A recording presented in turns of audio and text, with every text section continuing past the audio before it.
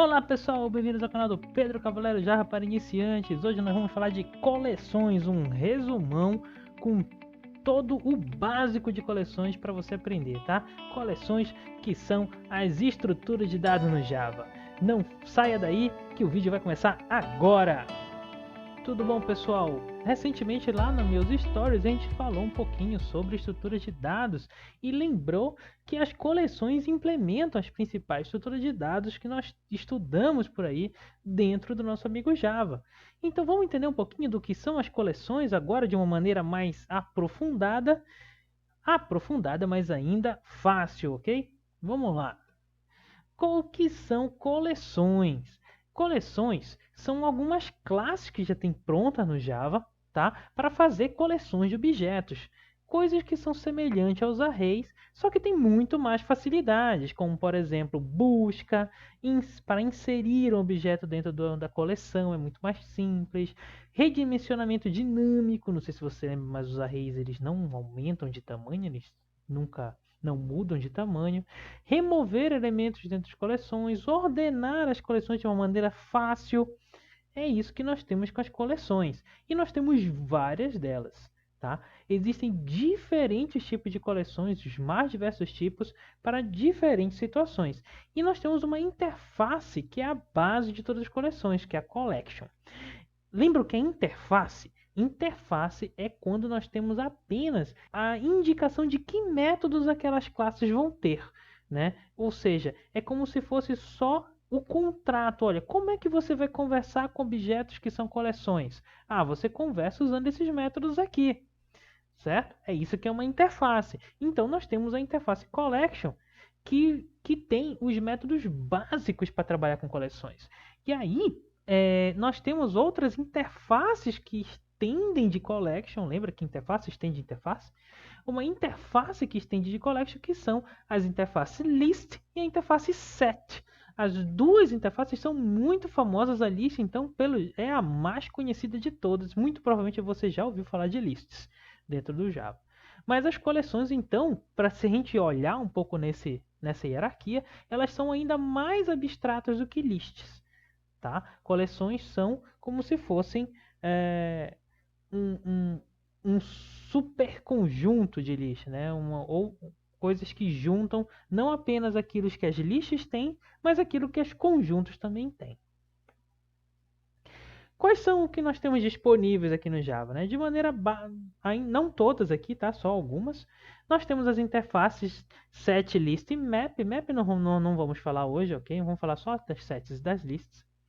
Nós temos algumas implementações legadas que vieram do Java 1.0, né? A classe Vector, que hoje implementa a interface list, e HashTable, que hoje implementa a interface map. Embaixo dessas interfaces, nós temos algumas implementações abstratas, que são as classes abstratas Abstract Collections, Abstract Set, Abstract List, Abstract Map. O que tem nessas classes? Implementações básicas que todas essas classes vão precisar. É por isso que nós temos uma hierarquia de classes, para que a gente não precise repetir as implementações dentro das mesmas classes, certo? Então, as nossas classes básicas vão herdar dessas classes abstratas. E nós temos algumas classes utilitárias, que são as arrays, com S no final, e a collections, com S no final, que tem alguns métodos muito legais.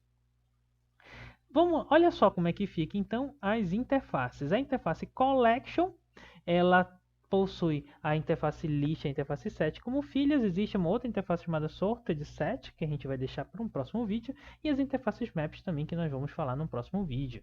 Isso aqui são as principais interfaces das coleções. E o que a interface collection tem? Ela possui métodos básicos de utilização dessas coleções. Só com a interface collection a gente já consegue inserir objetos, remover objetos, saber se um determinado projeto está lá dentro da coleção, iterar dentro desses objetos utilizando os iterators, certo? E isso é básico para todas as coleções. Só que como é que eu vou saber se um objeto está dentro da coleção se eu não sei exatamente como é que eu sei que um objeto é igual ao outro, né? Imagina, se um objeto pessoa, como é que eu sei que uma pessoa é igual a outra? É pelo CPF, é pelo nome, é pela idade, é pela data de nascimento? Não é tão simples a gente saber se um objeto é igual ao outro. Então, como é que eu iria saber se uma determinada pessoa está lá dentro da coleção de pessoas? Então eu preciso, dentro do Java, entender como é que eu sei que um objeto é igual ao outro. Como é que os collections entendem que um objeto é igual ao outro? Aí entram os famosos métodos equals e hashcode. Os métodos equals e hashcode são métodos famosíssimos dentro do Java e que toda vez a gente escuta que a gente tem que implementar, a gente nunca sabe direito como é que a gente tem que implementar e sempre a gente delega para alguém implementar esses métodos para a gente, né? Ou a gente vai lá na nossa ideia e manda criar automaticamente, ou a gente joga lá no Lombok. Lembra do Lombok? Eu até falei num outro vídeo do Lombok, em que a gente pode botar a anotação lá e o Lombok implementa esses métodos pra gente. Mas como é que basicamente a coisa funciona? Eu tenho métodos equals e tenho o método hashcode. O método equals, ele é um método mais complicado, ele é um método que precisa verificar campinho por campinho, e ele precisa seguir as propriedades da matemática, essas três que estão listadas aqui na tela, né? Ou se um objeto ali tem que ser igual a ele mesmo, se um objeto é igual ao outro, o outro também é igual a ele, e a propriedade de se A é igual a B, B é igual a C, então é igual a C, né? Que é uma propriedade da matemática também. E a gente tem que garantir que a nossa implementação do equals precisa atender essas três propriedades. Esse é o equals do Java, né? E o hashcode é um pouquinho mais complicado. O resultado do hashcode é um número, ou seja, o hashcode de um objeto é um número. Só que é um número que é muito mais rápido que executado que o equals. Essa que é a ideia. A grande sacada desse número é que ele seja muito mais rápido de calcular do que o equals. O equals ele pode ser aquele método mais complicado e o hashcode não, tem que ser um método muito rápido, porque a gente usa ele muito rapidamente dentro das coleções. E aí, ele tem algumas propriedades bastante interessantes, né? Se os objetos diferentes, eles devem resultar com um hashcode diferente, mas pode acontecer de ser igual, tá bom? E de preferência eles serem diferentes o máximo possível. E se um objeto é igual ao outro, significa que os hashcodes são iguais, mas o inverso não necessariamente é verdadeiro. Então, essa é a diferença do hashcode aqui. É como se fosse realmente o método de hash que a gente já está acostumado a ver por aí, como MD5, SHA-1, etc. Tá? Mas de boa, eu estou explicando aqui só para você saber, mas realmente você não, na maior parte das vezes, ou a ideia vai implementar, ou o Lombok vai colocar para você, beleza? E aí a gente fala da nossa interface mais querida, a interface list. A interface list é uma coleção ordenada, é uma sequência. A gente pode acessar os elementos através do índice, ou seja, eu sei quem que é o elemento que está no índice 0, eu sei quem que é o elemento que está no índice 1, eu sei quem que é o elemento que está no índice 2, e isso não muda. Da feita que eu colocar um elemento lá, ele vai ficar lá, tá? Então essa é todas as classes que implementam list utilizam dessa característica. Como assim, Pedro? Todas as classes que implementam list? Sim, nós temos várias classes dentro do Java que se comportam como listas, ou seja, que têm índices que são ordenados, né? A gente tem várias classes dentro do Java que são assim. E se a gente olhar aqui na nossa tela, nós temos aí ó, a interface collections e eu tenho list que extende collections. Ou seja, list ele é uma coleção que, além de ter as coisas que uma coleção faz, ou seja, ela é uma coleção de objetos, ela permite busca, inserção e tal, ela também permite a utilização de índices. E aí a implementação começa assim, ó, tem uma abstract list que as classes principais implementam ela. Então as classes principais que nós temos do Java são Vector, Linked List e ArrayList.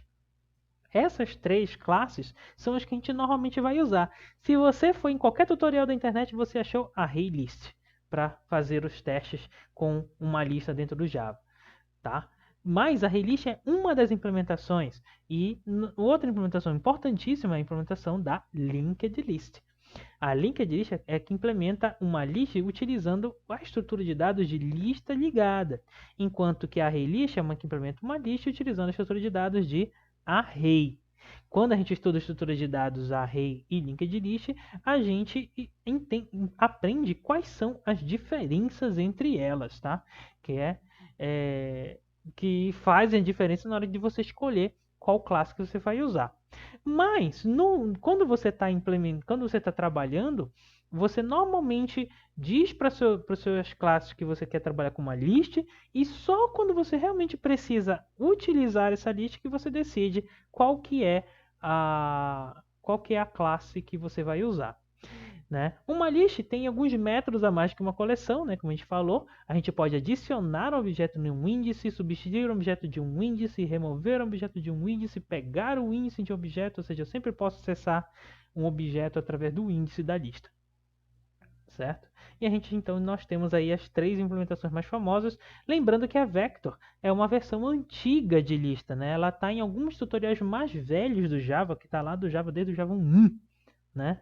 E a gente então não vamos mais usar Vector, por favor, tá bom? E aí, uma coisa interessante qual que é a diferença entre ArrayList e Linked List, tá? Ó, todos os exemplos da internet usam ArrayList, porque ArrayList realmente é uma implementação muito conhecida utilizando arrays, né? Então, quando os elementos utilizam arrays, a gente tem algumas características dele. Por exemplo, ele é muito rápido para buscar pelo índice, ou seja, um array eu não demoro tempo nenhum para dizer, eu quero o elemento que está no índice 495. É tempo zero. Tempo zero não, né? Mas é tempo 1, assim. É uma chamada ele pega aquele cara. Não demora nada para conseguir encontrar. Né? Só que aí imagina se eu tiver que inserir um elemento no índice 35. Eu tenho que empurrar todos os elementos, que é aquele cara que estava no 35, o cara que estava no 36, o cara que estava no 37, empurrar todo mundo para lá para poder colocar um cara no 35. Então ele é muito mais lento para inserir elementos no meio. Isso é uma coisa boa do array, ser rápido para buscar pelo índice, e uma coisa ruim, porque ele tem que empurrar. Isso é uma característica do array, uma característica da estrutura de dados array. Quando a gente estuda a estrutura de dados, a gente vê isso. Né? E a linked list ele implementa uma lista utilizando lista ligada, e lista ligada tem outras características interessantes. Por exemplo, como é que eu acho o índice de uma lista ligada? Eu tenho que andar pela lista e encontrar. Esse aqui é o índice 0, índice 1, índice 2, e para eu achar o 435, eu tenho que andar todos os 435 itens da lista, daquela lista ligada, para poder encontrar. Então demora mais para eu achar um elemento. Mas em compensação, para eu colocar um elemento no meio, não demora nada. Ou seja, exatamente o inverso da relist, tá vendo? O que faz diferença é o que eu vou usar aquela minha lista. Eu vou usar aquela minha lista para procurar mais vezes lá dentro, ou eu vou usar aquela lista para inserir coisas dentro dela mais vezes? Dependendo do uso, eu escolho uma ou outra. Normalmente eu já tenho uma lista de coisas e eu quero procurar coisas lá dentro. Então o ArrayList ele é mais eficaz nesse sentido. Por isso que muitas das vezes a gente usa ArrayList. Um exemplinho de uso, olha só, estou criando aqui um e-book, que é um e-book, uma classe, né? Tem nome, descrição e o valor. E aí eu criei uma lista com esses livros, né? Que eu chamei de ArrayList, tá? New ArrayList, tá vendo? Olha, tem list, new ArrayList. Eu declaro minha variável com a interface e utilizo a classe para criar uma implementação, para criar uma instância do objeto. Adiciono um livro lá dentro usando o método add. Beleza, todo mundo feliz. E agora eu quero pegar o livro que está no índice 0. Olha só o que aconteceu. Eu peguei um objeto e não um e-book como eu queria. Olha que estranho, né? Esse método get retorna object. Por que livro do tipo object? Bem, o que acontece é que quando a gente trabalha com coleções, a gente quer fazer coleção de qualquer coisa. Então, coleção, ela não pode aceitar ser uma coleção de uma coisa só, né? A gente tem que dizer, a gente tem que escolher as coisas que estão lá dentro. E aí, antigamente eu não conseguia dizer isso. Então, eu dizia que essa coleção aceita object, ou seja, aceita qualquer coisa dentro do Java. Aí eu fiquei, bem, toda vez que a gente fosse fazer um negócio tipo esse, a gente tinha que fazer lá, tinha que fazer cache, dar um trabalho, né? E aí é muito mais simples, né, que as nossas coleções sejam de objetos semelhantes e não misturados, né? E aí o que acontece? A gente tem que indicar para essa coleção de que tem lá dentro, né? O que ela pode aceitar. E para isso existe o nosso amigo generics no Java. O que é o generics? É basicamente esse carinha aqui, ó. É o cara que põe aqui dentro, indicando que aquela lista não é uma lista qualquer, é uma lista de e-books, né? E aí, na hora que eu declarar aqui do lado, der new array list, eu boto só o operator diamond operator do Java 7, né? E aí eu já sei que agora esses livros, eles só cabem e-books.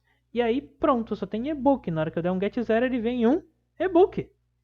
O generics ele ajuda muito, muito, muito quando a gente trabalha com collections em Java. A gente não vai entrar em detalhes disso no generics, que ele tem aí algumas coisas complicadas, mas fica para um próximo vídeo a gente fala disso.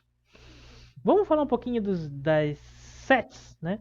Que é uma coleção um pouco diferente das listas, né?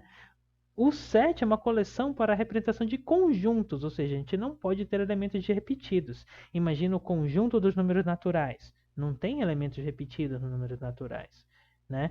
O conjunto das cartas de baralho, né? Não pode ter elementos repetidos lá. Então a gente tem aí um tipo que a gente não consegue colocar elementos repetidos lá dentro. Isso é bem legal. Tem muitos casos em que a gente pode usar dessa propriedade dos conjuntos, dos sets, para que a gente trabalhe nas nossas classes. E aqui nós temos aqui a hierarquia, né? Ele é filho de collection e tem algumas classes mais famosas, né? Que são a hash set, a tree set e a linked hash set. A hash set é a que a gente sempre usa, tá? Porque ele implementa uns conjuntos sem ordenação. A gente consegue adicionar e remover elementos lá dentro de boa, tá? E só que a gente não tem como encontrar qual que é o elemento do índice 1. Não tem índice em sets, tá ok? E aí, para que a gente consiga trabalhar, a gente tem que usar um iterator ou usando o nosso amigo foreach, né? Aí o iterator a gente sempre tem que andar com ele utilizando esses dois métodos. Não vamos entrar em detalhes aqui. E o link de hash set ele é um pouquinho diferente do hash set, só que ele implementa utilizando uma lista ligada. Ou seja, na hora que você insere elementos lá dentro, ele mantém a ordem de entrada desses elementos. O hash set você não sabe em que ordem ele está guardando as coisas lá. Já o link de hash set você sabe. Tá? Então era isso, pessoal. Era isso que eu queria falar para vocês, falar um pouco das listas e dos conjuntos, explicando as diferenças um pouco entre elas, de forma que você consiga agora entender quando você usa uma lista e quando você usa um conjunto, em qual implementação que você vai usar. Ah, vou usar um array list, um linked list, vou usar um hash set, um linked hash set. Essa que é o grande objetivo desse vídeo aqui, ok? E a gente deixa então os tutoriais para os próximos vídeos, que aí a gente vai mostrar um pouco de código para vocês, tá bom? Muito obrigado! Se você ainda não se inscreveu no canal, se inscreva e dê o seu like se você gosta de tipo de vídeo de teoria. E muito obrigado se você assistiu até aqui. Um grande abraço e até a próxima!